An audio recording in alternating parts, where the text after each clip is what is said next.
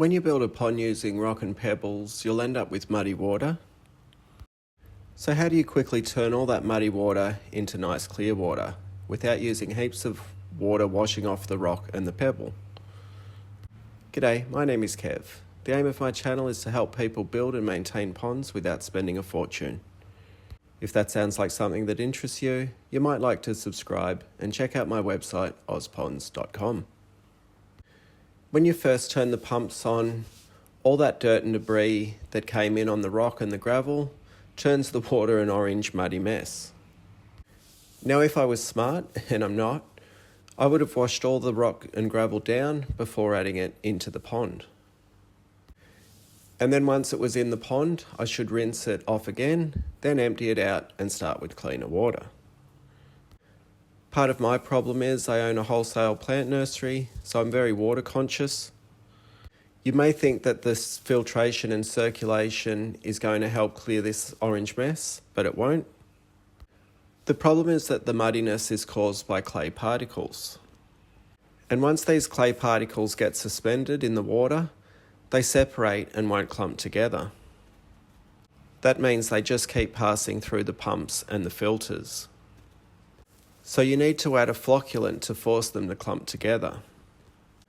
Once the clay particles clump together, they'll sink or become big enough that they become trapped in the filters. I'm in Australia, and one of the products I like to use is Dam Clear. I'll leave a link down in the description.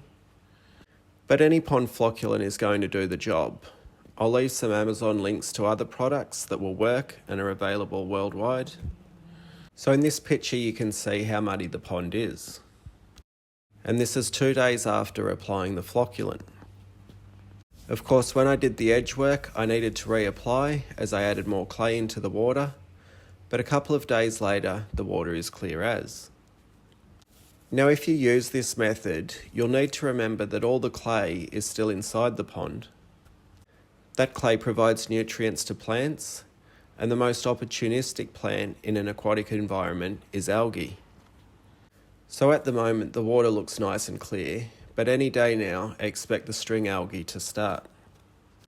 This isn't something that worries me, as the algae is going to help remove the nutrients and provide some food for the fish. But if you know that the algae is going to bother you, I recommend that you wash down all the rock and the pebble before adding it to the pond. That way the less nutrient that's available, the better off you'll be. As the pond matures, algae tends to be less of an issue. The aquatic plants start to help consume some of the nutrient. But even more important than the plants, the bacteria populations become established and work their magic. These bacteria will colonise a new pond naturally. But if you are worried, there are plenty of products you can buy that will help establish a healthy bacteria population. I'll leave some links in the description. Also, if you have an existing pond or an aquarium or even a natural body of water, you can take some plants, wood or rocks from them to help seed your pond with bacteria.